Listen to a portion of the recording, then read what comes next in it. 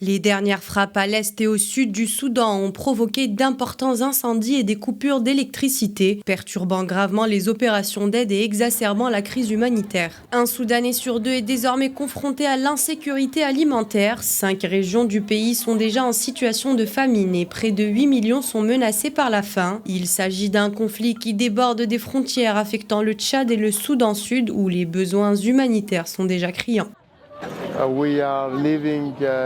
Nous sommes en train de vivre une période très difficile. Après les bombardements du camp de Zemzem au Darfour, ce sont des milliers de personnes qui ont dû se déplacer. C'est terrible car de nombreux enfants ont perdu la trace de leurs parents durant l'incident. Plusieurs médecins présents m'ont affirmé que de nombreuses femmes enceintes souffrent de malnutrition et malheureusement, nous attendons l'arrivée des déplacés des camps bombardés qui sont déjà en train de mourir de faim sur le chemin.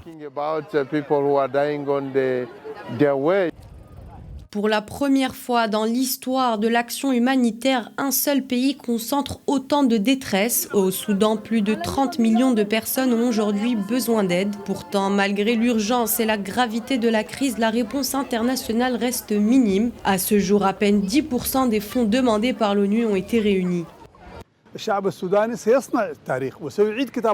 Le peuple soudanais va écrire l'histoire. Notre peuple est imbattable et résilient. Nos objectifs verront le jour certainement, à savoir l'éradication totale de ces milices et ceux qui les soutiennent. Nous appliquer nos lois et nous allons nous venger.